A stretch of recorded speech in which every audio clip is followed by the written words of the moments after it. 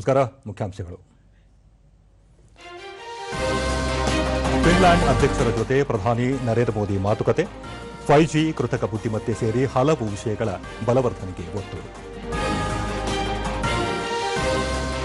ವಕ್ಫ್ ತಿದ್ದುಪಡಿ ಕಾಯ್ದೆ 2025ರ ಯೋಜಿತ ಮಧ್ಯಂತರ ಆದೇಶಕ್ಕೆ ತಡೆ. ಸುಪ್ರೀಂ ಕೋರ್ಟ್ನಲ್ಲಿಂದು ವಿಚಾರಣೆ ಮುಂದುವರಿಕೆ. ಬೀದರ್ನಲ್ಲಿ ವಿವಿಧ ಅಭಿವೃದ್ಧಿ ಕಾಮಗಾರಿಗಳಿಗೆ ಶಂಕುಸ್ಥಾಪನೆ. ನಾಗರಿಕ ವಿಮಾನಯಾನ ಸೇವೆ ಪುನರಾರಂಭಕ್ಕೆ ಮುಖ್ಯಮಂತ್ರಿ ಸಿದ್ದರಾಮಯ್ಯ ಚಾಲನೆ. ಐಎಸ್ಎಸ್ಎಫ್ ವಿಶ್ವಕಪ್ ಶೂಟಿಂಗ್ ಮಿತ್ರತಂಡ ವಿಭಾಗದಲ್ಲಿ ಭಾರತದ ಸುರುಚಿ ಸೌರವ್ ಚೌಧರಿಗೆ ಚಿನ್ನ. ವಾರ್ತೆಗಳ ವಿವರ. ಪ್ರಧಾನಿ ನರೇಂದ್ರ ಮೋದಿ ಅವರು ನಿನ್ನೆ ಫಿನ್ಲ್ಯಾಂಡ್ ಗಣರಾಜ್ಯದ ಅಧ್ಯಕ್ಷ ಅಲೆಕ್ಸಾಂಡರ್ ಸ್ಟಬ್ ಅವರೊಂದಿಗೆ ದೂರವಾಣಿ ಮೂಲಕ ಸಂಭಾಷಣೆ ನಡೆಸಿದರು. ಡಿಜಿಟಲೀಕರಣ, ಸುಸ್ಥಿರತೆ ಮತ್ತು ಚಲನಶೀಲತೆ ಸೇರಿದಂತೆ ಎರಡೂ ದೇಶಗಳ ನಡುವೆ ಇರುವ ಸಹಯೋಗವನ್ನು ಉಭಯ ನಾಯಕರು ಪರಿಶೀಲಿಸಿದರು. ಈ ಕುರಿತು ಸಾಮಾಜಿಕ ಮಾಧ್ಯಮದಲ್ಲಿ ಮಾಹಿತಿ ಹಂಚಿಕೊಂಡಿರುವ ಪ್ರಧಾನಿ Narendra Modi 5G, 6G, AI ಮತ್ತು ಸೈಬರ್ ಭದ್ರತೆ ಸೇರಿದಂತೆ ಇತರ ಕ್ಷೇತ್ರಗಳ ಪಾಲುದಾರಿಕೆಯನ್ನು ಮತ್ತಷ್ಟು ಬಲಪಡಿಸಲು ಮತ್ತು ಆಳಗೊಳಿಸುವ ಕುರಿತು ಚರ್ಚಿಸಲಾಯಿತು ಎಂದಿದ್ದಾರೆ. ಉಕ್ರೇನ್ನಲ್ಲಿನ ಪರಿಸ್ಥಿತಿ ಸೇರಿದಂತೆ ಪ್ರಾದೇಶಿಕ ಮತ್ತು ಜಾಗತಿಕ ವಿಷಯಗಳ ಕುರಿತು ಅಭಿಪ್ರಾಯಗಳನ್ನು ವಿನಿಮಯ ಮಾಡಿಕೊಳ್ಳಲಾಯಿತು. ಭಾರತ ಮತ್ತು ಯುರೋಪಿಯನ್ ಒಕ್ಕೂಟದ ನಡುವಿನ ಸಂಬಂಧಗಳು ಮತ್ತು ಮುಕ್ತ ವ್ಯಾಪಾರ ಒಪ್ಪಂದದ ಕುರಿತು ಚರ್ಚೆ ನಡೆಸಲಾಯಿತು ಎಂದು ಪ್ರಧಾನಿ ಹೇಳಿದ್ದಾರೆ.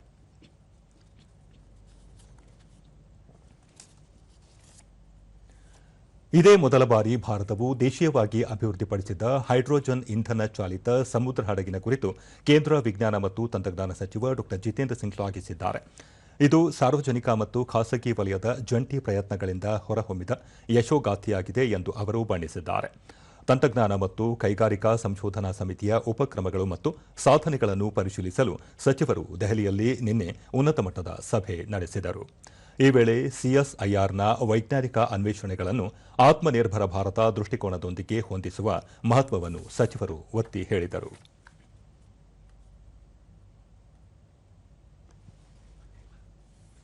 ವಾಣಿಜ್ಯ ಮತ್ತು ಕೈಗಾರಿಕಾ ಸಚಿವ ಪಿಯೂಷ್ ಗೋಯಲ್ ದೆಹಲಿಯಲ್ಲಿ ನಿನ್ನೆ ಅಮೆರಿಕದ ಉದ್ಯಮಿ ಎಲೋನ್ ಮಸ್ಕ್ ಒಡೆತನದ ಉಪಗ್ರಹ ಇಂಟರ್ನೆಟ್ ಸೇವೆಗಳ ಕಂಪನಿ ಸ್ಟಾರ್ಲಿಂಕ್ ನಿಯೋಗವನ್ನು ಭೇಟಿ ಮಾಡಿದರು. ಈ ವೇಳೆ ಸ್ಟಾರ್ಲಿಂಕ್ನ ಅತ್ಯಾಧುನಿಕ ತಂತ್ರಜ್ಞಾನ ವೇದಿಕೆ, ಅವರ ಅಸ್ತಿತ್ವದಲ್ಲಿರುವ ಪಾಲುದಾರಿಕೆ ಮತ್ತು ಭಾರತದಲ್ಲಿ ಭವಿಷ್ಯದ ಹೂಡಿಕೆ ಯೋಜನೆಗಳ ಕುರಿತಂತೆ ಚರ್ಚೆ ನಡೆಸಲಾಯಿತು ಎಂದು ಸಚಿವರು ಸಾಮಾಜಿಕ ಜಾಲತಾಣದಲ್ಲಿ ತಿಳಿಸಿದ್ದಾರೆ. ಈ ವೇಳೆ ಸ್ಟಾರ್ಲಿಂಕ್ ನಿಯೋಗದ ಉಪಾಧ್ಯಕ್ಷ ಚಾಡ್ ಗಿಬ್ಸ್ ಮತ್ತು ಹಿರಿಯ ನಿರ್ದೇಶಕ ರಯಾನ್ ಗುಡ್ನೈಟ್ ಅವರು ಉಪಸ್ಥಿತರಿದ್ದರು.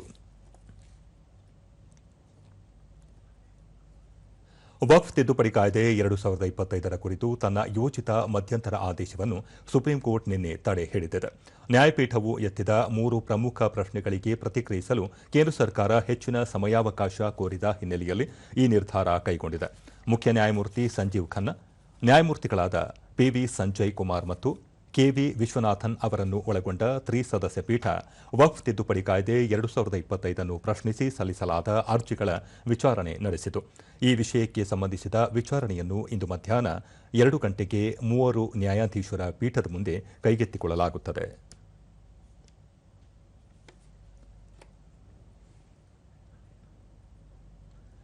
ಜಗತ್ತಿನ ನಿರ್ದಿಷ್ಟ ಕೌಶಲ್ಯಪೂರ್ಣ ಮಾನವ ಶಕ್ತಿಯ ಅವಶ್ಯಕತೆಗಳನ್ನು ಪೂರೈಸಲು ಭಾರತದಲ್ಲಿ ಕೌಶಲ್ಯ ತರಬೇತಿ ವೇದಿಕೆಯನ್ನು ಸ್ಥಾಪಿಸುವಂತೆ ಕೇಂದ್ರ ಕಾರ್ಮಿಕ ಮತ್ತು ಉದ್ಯೋಗ ಸಚಿವ ಡಾ ಮನ್ಸುಖ್ ಮಾಂಡವೀಯ ಕರೆ ನೀಡಿದ್ದಾರೆ. ದೆಹಲಿಯಲ್ಲಿ ನಿನ್ನೆ ನಡೆದ ಭಾರತ ಮಧ್ಯಪ್ರಾಚ್ಯ ಯುರೋಪ್ ಆರ್ಥಿಕ ಕಾರಿಡಾರ್ ಸಮಾವೇಶ 2025 ಉದ್ದೇಶಿಸಿ ಅವರು ಈ ಕಾರಿಡಾರ್ನಲ್ಲಿ ಕೌಶಲ್ಯಪೂರ್ಣ ಮಾನವ ಶಕ್ತಿಯನ್ನು ಒದಗಿಸುವ ಮೂಲಕ ಭಾರತವು ತನ್ನ ಯುವ ಜನಸಂಖ್ಯಾ ಲಾಭಾಂಶವನ್ನು ಹೆಚ್ಚಿಸಿಕೊಳ್ಳಬಹುದು ಎಂದು ಹೇಳಿದರು.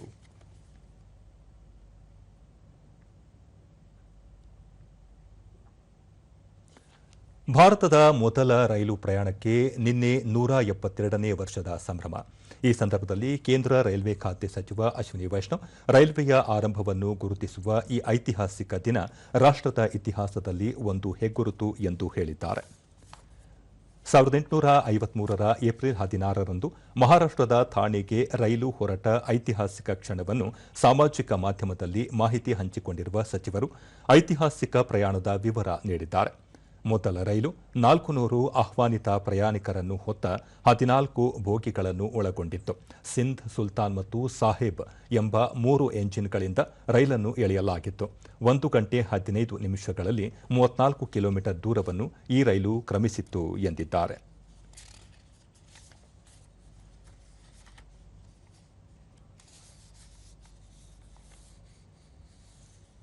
ಮುಂಬೈ ಮನ್ಮಾಡ್ ಪಂಚವಟಿ ಎಕ್ಸ್ಪ್ರೆಸ್ ರೈಲಿನಲ್ಲಿ ಎಟಿಎಂ ಯಂತ್ರವನ್ನು ಅಳವಡಿಸಲಾಗಿದೆ. ಈ ಮೂಲಕ ಎಟಿಎಂ ಅಳವಡಿಸಿರುವ ಮೊದಲ ರೈಲು ಎಂಬ ಹೆಗ್ಗಳಿಕೆಗೆ ಪಾತ್ರವಾಗಿದೆ. ಇದನ್ನು ಭಾರತೀಯ ರೈಲ್ವೆಯ ನವೀನ ಮತ್ತು ಶುಲ್ಕರಹಿತ ಆದಾಯ ಕಲ್ಪನೆಗಳ ಯೋಜನೆ INFRIS ಭಾಗವಾಗಿ ಪರಿಚಯಿಸಲಾಗಿದೆ. ಈ ಎಟಿಎಂ ಅನ್ನು ರೈಲಿನ ಹವಾನಿಯಂತ್ರಿತ ಕೋಚ್ನಲ್ಲಿ ಸ್ಥಾಪಿಸಲಾಗಿದ್ದು, ಪ್ರಾಯೋಗಿಕ ಸಂಚಾರವನ್ನು ಯಶಸ್ವಿಯಾಗಿ ಪೂರ್ಣಗೊಳಿಸಲಾಗಿದೆ. ರೈಲು ಚಲಿಸುತ್ತಿರುವಾಗಲೂ ಪ್ರಯಾಣಿಕರು ಹಣವನ್ನು ಪಡೆದುಕೊಳ್ಳಬಹುದಾಗಿದೆ. ಈ ಕುರಿತ ವಿಡಿಯೋವನ್ನು ರೈಲ್ವೆ ಸಚಿವ ಅಶ್ವಿನಿ ವೈಷ್ಣವ್ ತಮ್ಮ ಸಾಮಾಜಿಕ ಜಾಲತಾಣದಲ್ಲಿ ಹಂಚಿಕೊಂಡಿದ್ದಾರೆ. ಗುಜರಾತ್ನ ಲೋಥಾಲ್ನಲ್ಲಿರುವ ರಾಷ್ಟ್ರೀಯ ಕಡಲ ಪರಂಪರೆಯ ಸಂಕೀರ್ಣದಲ್ಲಿ ನಡೆಯುತ್ತಿರುವ ಪ್ರಗತಿಯನ್ನು ವಿದೇಶಾಂಗ ಸಚಿವ ಡಾ ಎಸ್ ಜಯಶಂಕರ್ ನಿನ್ನೆ ಪರಿಶೀಲಿಸಿದರು. ಈ ವೇಳೆ ಅವರು ಭಾರತದ ಕಡಲ ಪರಂಪರೆಯನ್ನು ಪುನರುಜ್ಜೀವನಗೊಳಿಸುವ ನಿಟ್ಟಿನಲ್ಲಿ ಇದು ಮಹತ್ವದ ಹೆಜ್ಜೆಯಾಗಿದೆ. ಈ ಕಾರ್ಯ ಲೋಥಲ್ನ ಐತಿಹಾಸಿಕ ಮಹತ್ವವನ್ನು ಸಂರಕ್ಷಿಸುವುದು ಮಾತ್ರವಲ್ಲದೆ ಸಾಂಸ್ಕೃತಿಕ ಪ್ರವಾಸೋದ್ಯಮ ಮತ್ತು ಪ್ರಾದೇಶಿಕ ಅಭಿವೃದ್ಧಿಯನ್ನು ಉತ್ತೇಜಿಸುತ್ತದೆ ಎಂದಿದ್ದಾರೆ. ಇತ್ತೀಚಿನ ದಿನಗಳಲ್ಲಿ ಕೇಂದ್ರ ಸರ್ಕಾರ ಸಮುದ್ರ ಮತ್ತು ಸಾಗರ ಕೇಂದ್ರಿತ ನೀತಿ ಅಳವಡಿಸಿಕೊಳ್ಳುತ್ತಿದೆ. ಇದು ವಿದೇಶಾಂಗ ನೀತಿಯ ಪ್ರಮುಖ ಆಧಾರ ಸ್ತಂಭವಾಗಿದೆ. ಈ ಹಿನ್ನೆಲೆಯಲ್ಲಿ ರಾಷ್ಟ್ರೀಯ ಕಡಲ ಪರಂಪರೆಯನ್ನು ಪುನರುಜ್ಜೀವನಗೊಳಿಸುವುದು ಮಹತ್ವದ ಯೋಜನೆಯಾಗಿದೆ ಎಂದು ಹೇಳಿದರು. ಈ ಸಂಕೀರ್ಣ ಅತ್ಯಾಧುನಿಕ ವಸ್ತು ಸಂಗ್ರಹಾಲಯಗಳು ಮತ್ತು ಶೈಕ್ಷಣಿಕ ಸೌಲಭ್ಯಗಳ ಮೂಲಕ ಭಾರತದ 4500 ವರ್ಷಗಳಷ್ಟು ಹಳೆಯದಾದ ಕಡಲ ಪರಂಪರೆಯನ್ನು ಪ್ರದರ್ಶಿಸುತ್ತದೆ. ಪರಂಪರೆಯು ಪ್ರವಾಸೋದ್ಯಮ ಮತ್ತು ರಾಷ್ಟ್ರೀಯ ಹೆಮ್ಮೆಯನ್ನು ಉತ್ತೇಜಿಸುತ್ತದೆ. ಇದು ಸಂಶೋಧನೆ ಮತ್ತು ಸಾಂಸ್ಕೃತಿಕ ವಿನಿಮಯದ ಕೇಂದ್ರವಾಗಿಯೂ ಕಾರ್ಯನಿರ್ವಹಿಸುತ್ತದೆ. ಜಾಗತಿಕ ವೇದಿಕೆಯಲ್ಲಿ ಭಾರತದ ಕಡಲ ಗುರುತನ್ನು ಬಲಪಡಿಸುತ್ತದೆ ಎಂದು ಸಚಿವ ಎಸ್ ಜೈಶಂಕರ್ ತಿಳಿಸಿದರು. देख रहे हैं कि आजकल हमारे यहाँ सागर और अब महासागर की नीति भी अपना रहे हैं. हमारे विदेश नीति का एक वो बहुत महत्वपूर्ण स्तंभ है. तो मुझे पूरा विश्वास है कि ये प्रोजेक्ट बहुत अच्छा निकलेगा और उस माने स्केल पे बनेगा और उसकी जो पूरी जो रचना जो होगी वो ऐसी रचना होगी जो पब्लिक को भी समझ आएगा.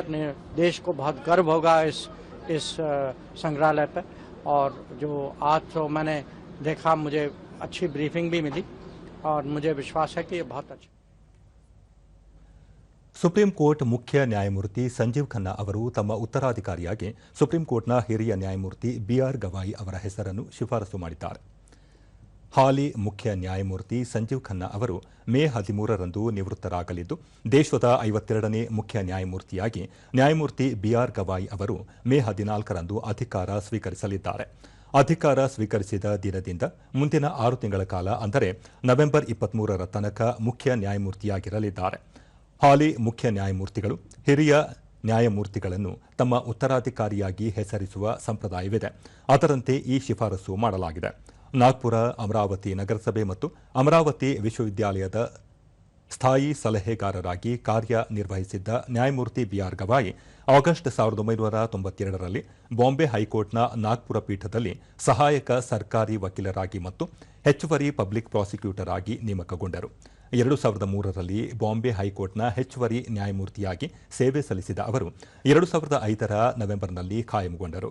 2019ರ ಮೇ 19ರಂದು ಸುಪ್ರೀಂ ಕೋರ್ಟ್ನ ನ್ಯಾಯಮೂರ್ತಿಗಳಾಗಿ ಬಡ್ತಿ ಪಡೆದರು.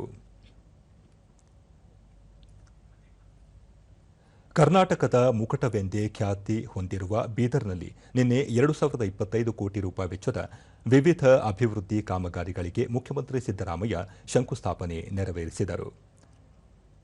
ನಂತರ ಕಳೆದ 1.5 ವರ್ಷಗಳಿಂದ ಸ್ಥಗಿತಗೊಂಡಿದ್ದ ಬೀದರ್ ನಾಗರಿಕ ವಿಮಾನಯಾನ ಸೇವೆಯ ಪುನರಾರಂಭಕ್ಕೆ ಪ್ರಯಾಣಿಕರಿಗೆ ಬೋರ್ಡಿಂಗ್ ಪಾಸ್ ನೀಡುವ ಮೂಲಕ ಚಾಲನೆ ನೀಡಿದರು.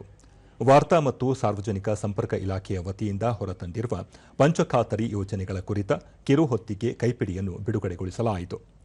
ಈ ಸಂದರ್ಭದಲ್ಲಿ ಉಪಮುಖ್ಯಮಂತ್ರಿ ಡಿಕೆ ಶಿವಕುಮಾರ್, ಸಚಿವರಾದ ರಾಮಲಿಂಗಾರೆಡ್ಡಿ, ಈಶ್ವರ್ ಖಂಡ್ರೆ, ಎಂಸಿ ಸುಧಾಕರ್, ರಹೀಂ ಖಾನ್, ಎನ್ಎಸ್ ಬೋಸರಾಜು, ಸಂಸದ ಸಾಗರ್ ಈಶ್ವರ್ ಖಂಡ್ರೆ ಮತ್ತಿತರರು ಉಪಸ್ಥಿತರಿದ್ದರು.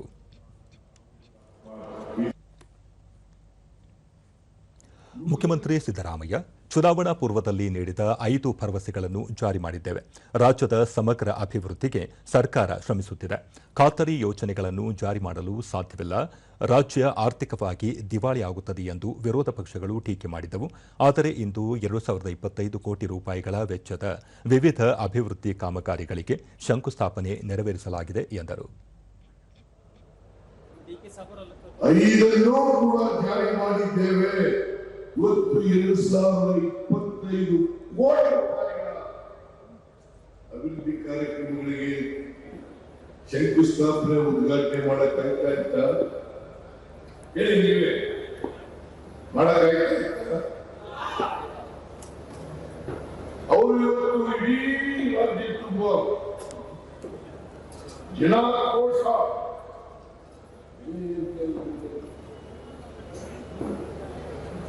ಕರ್ನಾಟಕದಲ್ಲಿ ಡಿಕೆ ಶಿವಕುಮಾರ್ ಸಾರ್ವಜನಿಕರಿಗೆ ಮೂಲಭೂತ ಸೌಲಭ್ಯಗಳನ್ನು ಒದಗಿಸುವುದು ಸರ್ಕಾರದ ಧ್ಯೇಯವಾಗಿದೆ. ಬಸವಣ್ಣನವರ ತತ್ವದ ಆಧಾರದ ಮೇಲೆ ಅಭಿವೃದ್ಧಿ ಕೆಲಸಗಳನ್ನು ಕೈಗೊಳ್ಳಲಾಗುತ್ತಿದೆ. ಕಲ್ಯಾಣ ಕರ್ನಾಟಕದ ಅಭಿವೃದ್ಧಿಗೆ 5,000 ಕೋಟಿ ರೂಪಾಯಿ ಮೀಸಲಿಟ್ಟಿದ್ದು ಎಲ್ಲಾ ವರ್ಗದ ಜನರ ಅಭಿವೃದ್ಧಿಗೆ ಶ್ರಮಿಸಲಾಗುತ್ತಿದೆ ಎಂದರು.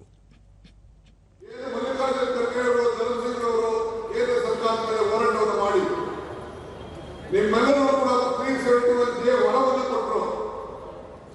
ಆ ಒಳದ ಅನುಗುಣವಾಗಿ ಅನುಷ್ಠಾನವನ್ನು ತಂದು ನಿಮ್ಮ ಬದುಕನ್ನು ಹಸಿರು ಮಾಡುವಂತಹ ಕೆಲಸವನ್ನು ಇವತ್ತು ನಾವು ಮಾಡಿಕೊಂಡು ನಾವು ಬಂದಿದ್ದೇವೆ. ಕೌಶಲ್ಯಾಭಿವೃದ್ಧಿ, ಉದ್ಯಮಶೀಲತೆ ಮತ್ತು ಜೀವನೋಪಾಯ ಇಲಾಖೆ ವತಿಯಿಂದ ಕಲಬುರಗಿಯಲ್ಲಿ ನಿನ್ನೆ ಹಮ್ಮಿಕೊಂಡಿದ್ದ ಕಲ್ಯಾಣ ಕರ್ನಾಟಕ ಬೃಹತ್ ಉದ್ಯೋಗ ಮೇಳವನ್ನು ಮುಖ್ಯಮಂತ್ರಿ ಸಿದ್ದರಾಮಯ್ಯ ಉದ್ಘಾಟಿಸಿ ನೇಮಕಾತಿ ಪತ್ರ ನೀಡಿದರು.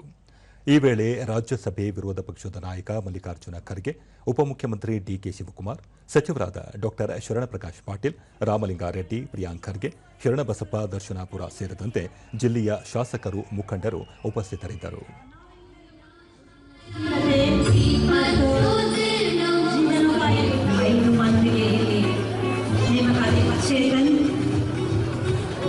ಫೌಂಡೇಶನ್ಗೆ ಆಯ್ಕೆಗೊಂಡಿದ್ದಾರೆ.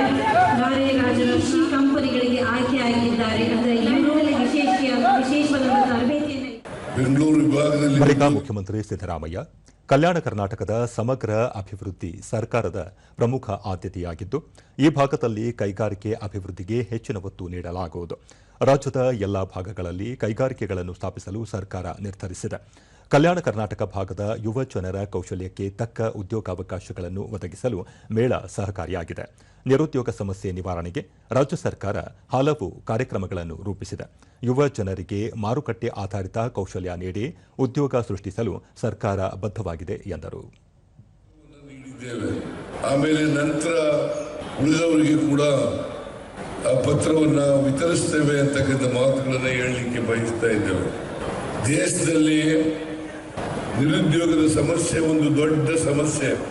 ಈ ನಿರುದ್ಯೋಗದ ಸಮಸ್ಯೆಯನ್ನ ಬಗೆಹರಿಸಬೇಕಾಗಿರ್ತಕ್ಕಂಥದ್ದು ಕೇಂದ್ರ ಮತ್ತು ರಾಜ್ಯ ಸರ್ಕಾರಗಳ ಜವಾಬ್ದಾರಿ.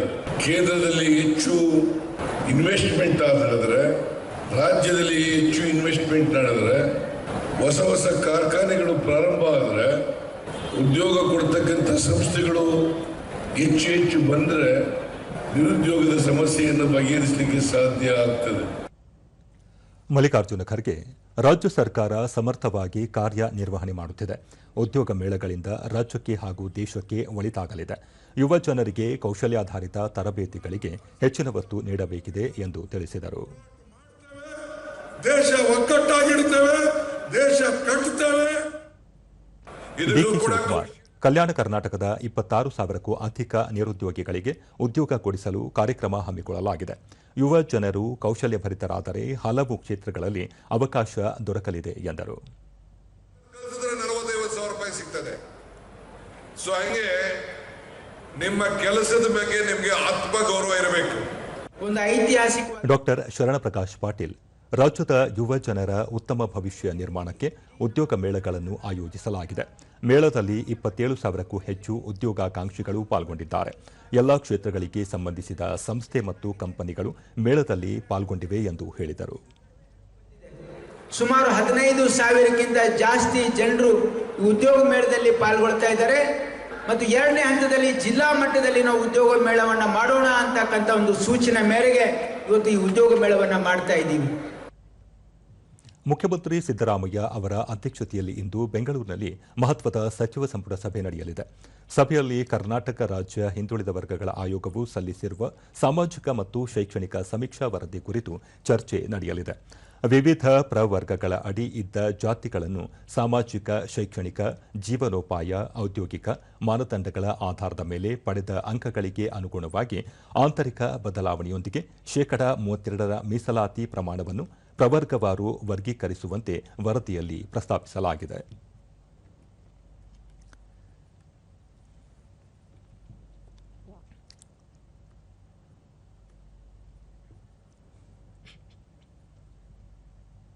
ಅಗತ್ಯ ವಸ್ತುಗಳ ಬೆಲೆ ಏರಿಕೆ, ಪರಿಶಿಷ್ಟ ಸಮುದಾಯದ ಅನುದಾನದ ದುರ್ಬಳಕೆ ಹಾಗೂ ಅಲ್ಪಸಂಖ್ಯಾತರನ್ನು ತುಷ್ಟೀಕರಣ ಮಾಡುವ ರಾಜ್ಯ ಸರ್ಕಾರದ ನೀತಿಗಳನ್ನು ವಿರೋಧಿಸಿ ಬಿಜೆಪಿಯ 2ನೇ ಹಂತದ ಜನಾಕ್ರೋಶ ಯಾತ್ರೆಯ ಪಾದಯಾತ್ರೆ ಬೆಳಗಾವಿಯಲ್ಲಿ ನಿನ್ನೆಯಿಂದ ಆರಂಭವಾಗಿದೆ. ಬಳಿಕ ಶಿವಾಜಿ ಮೈದಾನದಲ್ಲಿ ನಡೆಯಲಿರುವ ಪ್ರತಿಭಟನಾ ಸಭೆಯಲ್ಲಿ ಬಿಜೆಪಿ ರಾಜ್ಯಾಧ್ಯಕ್ಷ ಬಿವೈ ವಿಜಯೇಂದ್ರ, ವಿಧಾನಸಭೆ ವಿರೋಧ ಪಕ್ಷದ ನಾಯಕ ಆರ್ ಅಶೋಕ, ವಿಧಾನ ಪರಿಷತ್ ವಿರೋಧ ಪಕ್ಷದ ನಾಯಕ ಛಲವಾದಿ ನಾರಾಯಣಸ್ವಾಮಿ, ಸಂಸದರಾದ ಜಗದೀಶ್ ಶೆಟ್ಟರ್, ಗೋವಿಂದ ಕಾರಜೋಳ, ಯದುವೀರ ಕೃಷ್ಣದತ್ತ ಚಾಮರಾಜ ಒಡೆಯರ್, ಮಾಜಿ ಸಚಿವರಾದ ಬಿ ಶ್ರೀರಾಮುಲು, ಶಶಿಕಲಾ ಜೊಲ್ಲೆ ಸೇರಿದಂತೆ ಹಲವು ಮುಖಂಡರು ಪಾಲ್ಗೊಂಡಿದ್ದರು. ರಾಜ್ಯದಲ್ಲಿ ಅಧಿಕಾರದಲ್ಲಿ ಇರುವ ಕಾಂಗ್ರೆಸ್ ನೇತೃತ್ವದ ರಾಜ್ಯ ಸರ್ಕಾರ ಜನಹಿತವನ್ನು ಮರೆತು ಜನವಿರೋಧಿ ನೀತಿಗಳಲ್ಲಿ ತೊಡಗಿಕೊಂಡಿದೆ. ಕಳೆದ 2 ವರ್ಷಗಳ ಅವಧಿಯಲ್ಲಿ 50 ಅಗತ್ಯ ವಸ್ತುಗಳ ಬೆಲೆ ಏರಿಕೆ ಮಾಡುವ ಮೂಲಕ ಜನರಿಗೆ ತೆರಿಗೆ ಏರಿಕೆ ಬರೆ ಹಾಕಿದೆ. ಇದನ್ನು ವಿರೋಧಿಸಿ ಬಿಜೆಪಿ ರಾಜ್ಯಾದ್ಯಂತ ಜನಾಕ್ರೋಶ ಯಾತ್ರೆಯನ್ನು ನಡೆಸುತ್ತಿದೆ. ಅಭಿವೃದ್ಧಿಯ ಹೆಸರಲ್ಲಿ ಅಧಿಕಾರಕ್ಕೆ ಬಂದ ಕಾಂಗ್ರೆಸ್ ಪಕ್ಷ ರಾಜ್ಯವನ್ನು ಸಂಪೂರ್ಣವಾಗಿ ಕಡೆಗಣಿಸಿದೆ. ಅಲ್ಪಸಂಖ್ಯಾತರ ಓಲೈಕೆಯಲ್ಲಿ ನಿರತವಾಗಿದೆ. ಈ ಮೂಲಕ ಬಹುಸಂಖ್ಯಾತ ಸಮುದಾಯಕ್ಕೆ ಅಪಮಾನ ಮಾಡುತ್ತಿದೆ. ಇದನ್ನು ವಿರೋಧಿಸಿ ಕೂಡ ಹೋರಾಟ ನಡೆಸಲಾಗುತ್ತಿದೆ ಎಂದರು. ಹಿಂದೂ ಮುಸಲ್ಮಾನರನ್ನ ಓಲೈಕೆ ಮಾಡ್ತಕ್ಕಂಥ ರಾಜಕಾರಣವನ್ನು ಮಾಡಿ ಹಿಂದೂಗಳಿಗೆ ಅಪಮಾನ ಮಾಡ್ತಕ್ಕಂಥ ಕೆಲಸವನ್ನು ಕಾಂಗ್ರೆಸ್ ಸರ್ಕಾರ, ಸಿದ್ದರಾಮಯ್ಯ ಸರ್ಕಾರ ಏನ್ ಮಾಡ್ತಾ ಇದೆ, ಇದರ ವಿರುದ್ಧ ಜನಾಕ್ರೋಶ ಯಾತ್ರೆಯನ್ನು ಭಾರತೀಯ ಜನತಾ ಪಾರ್ಟಿ ನಾವು ಮಾಡ್ತಾ ಇದ್ದೇವೆ.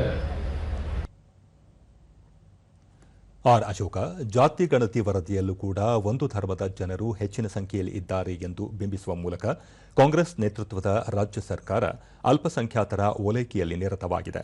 ಇತ್ತೀಚೆಗೆ ಮಂಡನೆಯಾದ ರಾಜ್ಯ ಮುಂಗಡಪತ್ರದಲ್ಲಿ ಯಾವುದೇ ಹೊಸ ಯೋಜನೆಗಳಿಲ್ಲದೆ ನೆಪ ಮಾತ್ರಕ್ಕೆ ಮುಂಗಡಪತ್ರ ಮಂಡಿಸಲಾಗಿದೆ. ಇದೀಗ ರಾಜ್ಯದಲ್ಲಿ ಬಡ ಜನರ ಮೇಲೆ ತೆರಿಗೆ ದಾಳಿ ನಡೆಯುತ್ತಿದೆ. ರಾಜ್ಯ ಸರ್ಕಾರದ ಜನವಿರೋಧಿ ನೀತಿಗಳ ವಿರುದ್ಧ ಜನಜಾಗೃತಿ ಮೂಡಿಸಲಾಗುತ್ತಿದೆ ಎಂದು ಅವರು ತಿಳಿಸಿದರು. ರೀಚ್ ಆಗಿದೆ, ಆಗ್ಲೇ ಜನಕ್ಕೆ ರೀಚ್ ಆಗಿದೆ ಅಂತ ಟೆಸ್ಟರ್ ಇಟ್ಟು ಚೆಕ್ ಮಾಡಿದ್ರೆ ಆಗ್ಲೇ ಕಾಂಗ್ರೆಸ್ ಅವರೆಲ್ಲ ರಿಯಾಕ್ಷನ್ ಶುರು ಮಾಡಿದ್ದಾರೆ. ಛಲವಾದಿ ನಾರಾಯಣಸ್ವಾಮಿ, ರಾಜ್ಯದಲ್ಲಿ ಹಾಲು, ನೀರು, ವಿದ್ಯುತ್ ಸೇರಿದಂತೆ ಅಗತ್ಯ ವಸ್ತುಗಳ ಬೆಲೆಗಳನ್ನು ಏರಿಕೆ ಮಾಡುವ ಮೂಲಕ ರಾಜ್ಯ ಸರ್ಕಾರ ಜನಸಾಮಾನ್ಯರ ಮೇಲೆ ಹೊರೆ ಹೇರುತ್ತಿದೆ. ಸಂವಿಧಾನ ಶಿಲ್ಪಿ ಡಾಕ್ಟರ್ ಬಿಆರ್ ಅಂಬೇಡ್ಕರ್ ಅವರು ಬೆಳಗಾವಿ ಜಿಲ್ಲೆಗೆ ಭೇಟಿ ನೀಡಿ 100 ವರ್ಷ ಪೂರೈಸಿರುವ ಹಿನ್ನೆಲೆಯಲ್ಲಿ ಕಾರ್ಯಕ್ರಮ ರೂಪಿಸಲು ಮೀನಾಮೇಷ ಎಣಿಸಿದ ರಾಜ್ಯ ಸರ್ಕಾರ ಮಹಾತ್ಮ ಗಾಂಧೀಜಿ ಅವರು ಬೆಳಗಾವಿಗೆ ಬಂದ ಶತಮಾನೋತ್ಸವ ಸಮಾರಂಭವನ್ನು ಅದ್ದೂರಿಯಾಗಿ ಆಚರಿಸುವ ಮೂಲಕ ಅಂಬೇಡ್ಕರ್ ಅವರ ಬಗ್ಗೆ ನಿರ್ಲಕ್ಷ್ಯ ಭಾವನೆ ತಾಳಿದೆ ಎಂದು ಹೇಳಿದರು. ಇವತ್ತು ನಾನು ಇಲ್ಲಿಂದ ಹೇಳಲಿಕ್ಕೆ ಬಯಸ್ತೇನೆ. ಹುಬ್ಬಳ್ಳಿಯಲ್ಲಿ ಇತ್ತೀಚೆಗೆ ನಡೆದ ಅಮಾನವೀಯ ಘಟನೆಯಲ್ಲಿ ಹತ್ಯೆಗೀಡಾದ ಸಂತ್ರಸ್ತೆಯ ನಿವಾಸಕ್ಕೆ ಶಾಸಕ ಮಹೇಶ್ ತೆಂಗಿನಕಾಯಿ ನಿನ್ನೆ ಭೇಟಿ ನೀಡಿ ಕುಟುಂಬಸ್ಥರಿಗೆ ಸಾಂತ್ವನ ಹೇಳಿದರು.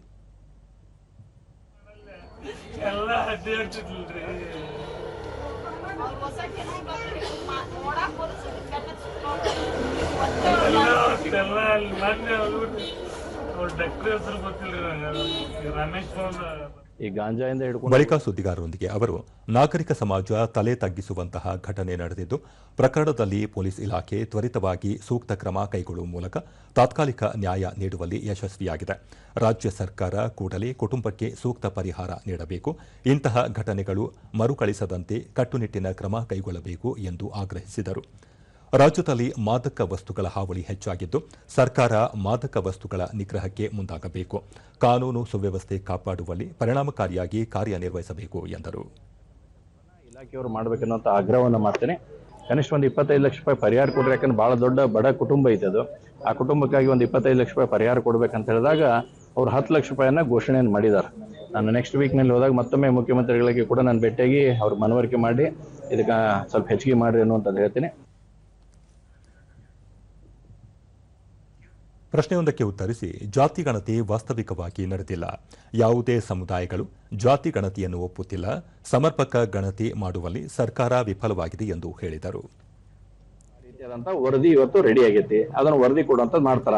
ನಾಳೆ 17ನೇ ತಾರೀಕಿಗೆ ಪೂರ್ಣ ಅವರ ಕ್ಯಾಬಿನೆಟ್ ನಲ್ಲಿ ಡಿಸ್ಕಷನ್ ಮಾಡಿ ಅದರದ್ದು ಹೊರಗಡೆ ತರ್ತೇನೆ ಅಂತ ಹೇಳಿ ತರಲಿ.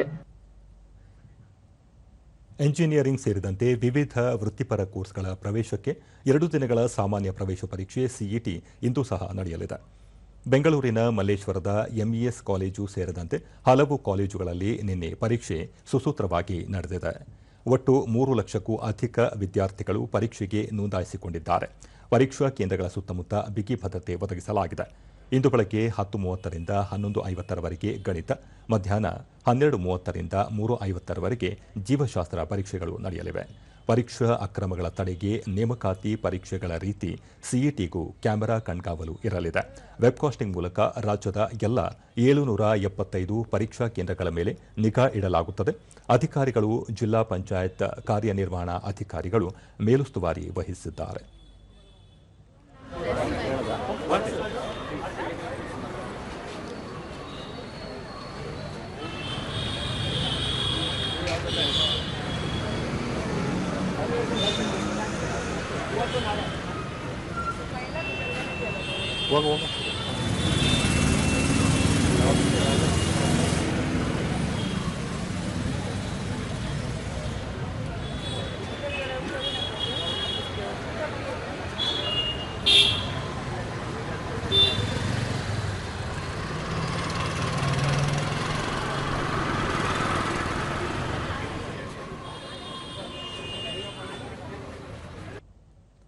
ಭಾರತದ ಅತಿದೊಡ್ಡ ಇ ಮಾರುಕಟ್ಟೆಯಾದ ಸರ್ಕಾರಿ ಇ ಮಾರುಕಟ್ಟೆಯು 2024-25ನೇ ಸಾಲಿನಲ್ಲಿ ಆರೋಗ್ಯ, ಜೀವ ಮತ್ತು ವೈಯಕ್ತಿಕ ಅಪಘಾತ ವಿಮಾ ಪಾಲಿಸಿಗಳನ್ನು ಒಳಗೊಂಡ 1,30,000 ಕೋಟಿಗೂ ಹೆಚ್ಚು ವ್ಯಕ್ತಿಗಳಿಗೆ ವಿಮೆಯನ್ನು ಸುಗಮಗೊಳಿಸಿದೆ ಎಂದು ಕೇಂದ್ರ ವಾಣಿಜ್ಯ ಮತ್ತು ಕೈಗಾರಿಕಾ ಸಚಿವಾಲಯ ಹೇಳಿದೆ.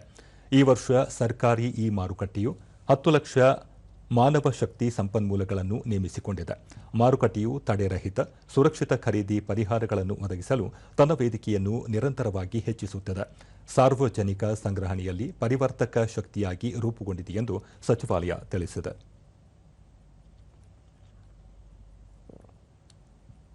ಭಾರತದ ಒಟ್ಟು ಸರಕು ಮತ್ತು ಸೇವೆಗಳ ರಫ್ತು ಶೇಕಡ 5.5ರಷ್ಟು ಬೆಳವಣಿಗೆ ದಾಖಲಿಸಿದ್ದು, 2024-25ರ ಏಪ್ರಿಲ್ ಮತ್ತು ಮಾರ್ಚ್ ಅವಧಿಯಲ್ಲಿ ದಾಖಲೆಯ $820.93 ಶತಕೋಟಿ ಡಾಲರ್ಗಳನ್ನು ತಲುಪಿದೆ ಎಂದು ವಾಣಿಜ್ಯ ಮತ್ತು ಕೈಗಾರಿಕಾ ಸಚಿವಾಲಯ ಹೇಳಿದೆ. ಈ ಅವಧಿಯಲ್ಲಿ ದೇಶದ ಒಟ್ಟು ರಫ್ತು $820.93 ಶತಕೋಟಿ ಡಾಲರ್ ಹಾಗೂ ಒಟ್ಟು ಆಮದು $915.19 ಶತಕೋಟಿ ಡಾಲರ್ ಎಂದು ಅಂದಾಜಿಸಲಾಗಿದೆ. ಸರಕುಗಳ ರಫ್ತು $437.4 ಶತಕೋಟಿ ಡಾಲರ್ಗಳನ್ನು ತಲುಪಿದ್ದು, ಪೆಟ್ರೋಲಿಯಂ ಅಲ್ಲದ ರಫ್ತುಗಳು ವರ್ಷದಿಂದ ವರ್ಷಕ್ಕೆ ಶೇಕಡ 6ರಷ್ಟು ಏರಿಕೆಯಾಗಿ $374.08 ಶತಕೋಟಿ ಡಾಲರ್ಗಳಿಗೆ ತಲುಪಿದೆ. ಸರಕುಗಳ ರಫ್ತು ಈ ತಿಂಗಳಲ್ಲಿ ಶೇಕಡ 0.7ರಷ್ಟು ಏರಿಕೆಯಾಗಿ $41.97 ಶತಕೋಟಿ ಡಾಲರ್ಗಳಿಗೆ ತಲುಪಿದೆ. ಏತನ್ಮಧ್ಯೆ ಸರಕುಗಳ ಆಮದು ಮಾರ್ಚ್ ತಿಂಗಳಿನಲ್ಲಿ ಶೇಕಡ 11.3ರಷ್ಟು ಏರಿಕೆಯಾಗಿ $63.51 ಶತಕೋಟಿ ಡಾಲರ್ಗಳಿಗೆ ತಲುಪಿದೆ ಎಂದು ಸಚಿವಾಲಯ ಮಾಹಿತಿ ನೀಡಿದೆ.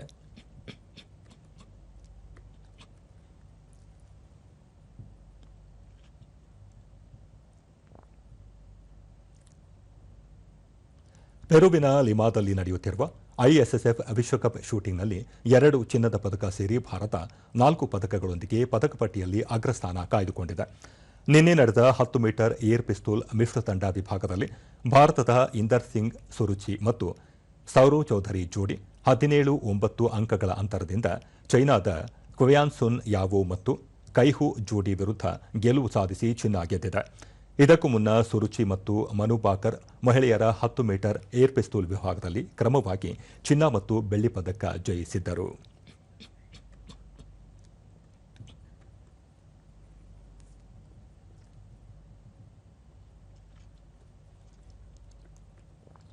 ಈಗ ಇಂದಿನ ಪತ್ರಿಕೆಗಳ ಇಣುಕು ನೋಟ. ಜಾತಿ ಗಣತಿ ಭವಿಷ್ಯ ಇಂದು ಸಚಿವ ಸಂಪುಟ ಸಭೆಯಲ್ಲಿ ವಿಸ್ತೃತ ಚರ್ಚೆ, ಮುಂದಿನ ಹಾದಿ ಬಗ್ಗೆ ತೀರ್ಮಾನ ಸಂಭವ. ರಾಷ್ಟ್ರಪತಿ ಸಹಿಗೆ ಮುಸ್ಲಿಂ ಮೀಸಲು, ಸರ್ಕಾರಿ ಗುತ್ತಿಗೆಯಲ್ಲಿ ಶೇಕಡಾ 4% ಮೀಸಲು ಕಲ್ಪಿಸುವ ವಿಧೇಯಕ ಮಸೂದೆಗೆ ರಾಷ್ಟ್ರಪತಿ ಅಂಕಿತ ಅಗತ್ಯವೆಂದು ಸರ್ಕಾರಕ್ಕೆ ವಾಪಸ್ ಕಳುಹಿಸಿದ ರಾಜ್ಯಪಾಲ. ಮೊದಲ ಬಾರಿ ರೈಲಲ್ಲೂ ಎಟಿಎಂ, ಮುಂಬೈ ಮನಮಾಡ್ ಪಂಚವಟಿ ಎಕ್ಸ್‌ಪ್ರೆಸ್‌ನಲ್ಲಿ ಆರಂಭ. $5.5 ವರ್ಷದ ಮಕ್ಕಳಿಗೂ ಈ ವರ್ಷ 1ನೇ ತರಗತಿ ಪ್ರವೇಶಕ್ಕೆ ಅವಕಾಶ.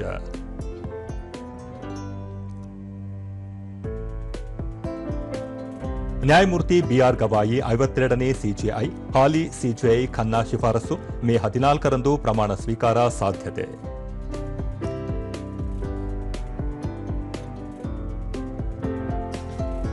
ಇವು ಇಂದಿನ ಪತ್ರಿಕೆಗಳ ಪ್ರಮುಖ ಸುದ್ದಿಗಳು. ಉಳಿದಂತೆ ಬಿರುಸಿನ ಮಳೆ, ಹರುಷದ ಕಳೆ. ವರ್ತೂರು ಎಲಿವೇಟೆಡ್ ಕಾರಿಡಾರ್ಗೆ ವಿರೋಧ. 1.92 ಕಿಲೋಮೀಟರ್ ಉದ್ದದ ಕಾರಿಡಾರ್ 482 ಕೋಟಿ ರೂಪಾಯಿ ವೆಚ್ಚದಲ್ಲಿ ನಿರ್ಮಾಣ, ರದ್ದತಿಗೆ ಸಿಎಸ್ಗೆ ಮನವಿ. ಚೀನಾ ವಿರುದ್ಧದ ಅಮೆರಿಕ ಪ್ರತಿಸುಂಕ ಶೇಕಡಾ 245ಕ್ಕೆ ಏರಿಕೆ. ಕೊಳವೆ ಬಾವಿ ಕೊರೆಯಲು ನಿರಾಪೇಕ್ಷಣ ಪತ್ರ ಕಡ್ಡಾಯ, ಅಂತರ್ಜಲ ನಿರ್ವಹಣೆಗೆ ಕ್ರಮ, ಉಷ್ಣಾಂಶ ದಾಖಲೆ ಪ್ರಮಾಣ ಹೆಚ್ಚಳ.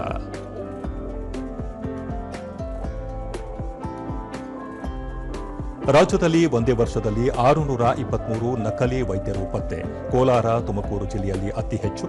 163 ಕ್ಲಿನಿಕ್ಗಳಿಗೆ ನೋಟಿಸ್, 193 ಕ್ಲಿನಿಕ್ಗೆ ಬೀಗ.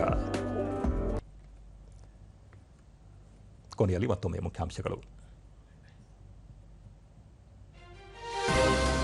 ಫಿನ್ಲ್ಯಾಂಡ್ ಅಧ್ಯಕ್ಷರ ಜೊತೆ ಪ್ರಧಾನಿ ನರೇಂದ್ರ ಮೋದಿ ಮಾತುಕತೆ. 5G, ಕೃತಕ ಬುದ್ಧಿಮತ್ತೆ ಸೇರಿ ಹಲವು ವಿಷಯಗಳ ಬಲವರ್ಧನೆಗೆ ಒತ್ತು. ವಕ್ಫ್ ತಿದ್ದುಪಡಿ ಕಾಯ್ದೆ 2025ರ ಯೋಜಿತ ಮಧ್ಯಂತರ ಆದೇಶಕ್ಕೆ ತಡೆ. ಸುಪ್ರೀಂ ಕೋರ್ಟ್ನಲ್ಲಿಂದು ವಿಚಾರಣೆ ಮುಂದುವರಿಕೆ. ಬೀದರ್ನಲ್ಲಿ ವಿವಿಧ ಅಭಿವೃದ್ಧಿ ಕಾಮಗಾರಿಗಳಿಗೆ ಶಂಕುಸ್ಥಾಪನೆ. ನಾಗರಿಕ ವಿಮಾನಯಾನ ಸೇವೆ ಪುನರಾರಂಭಕ್ಕೆ ಮುಖ್ಯಮಂತ್ರಿ ಸಿದ್ದರಾಮಯ್ಯ ಚಾಲನೆ. ಐಎಸ್ಎಸ್ಎಫ್ ವಿಶ್ವಕಪ್ ಶೂಟಿಂಗ್ ಮಿಶ್ರ ತಂಡ ವಿಭಾಗದಲ್ಲಿ ಭಾರತದ ಸುರುಚಿ ಸೌರವ್ ಚೌಧರಿಗೆ ಚಿನ್ನ. ನಮ್ಮ ವಾರ್ತಾ ಪ್ರಸಾರವನ್ನು ನೀವು ಡಿಡಿ ಚಂದನ ನ್ಯೂಸ್ ಯೂಟ್ಯೂಬ್, ಎಕ್ಸ್ ಖಾತೆ, ಫೇಸ್ಬುಕ್ ಹಾಗೂ ಇನ್ಸ್ಟಾಗ್ರಾಂನಲ್ಲೂ ವೀಕ್ಷಿಸಬಹುದು. ನಮ್ಮ ಮುಂದಿನ ವಾರ್ತಾ ಪ್ರಸಾರ ಬೆಳಗ್ಗೆ 11 ಗಂಟೆಗೆ. ನಮಸ್ಕಾರ.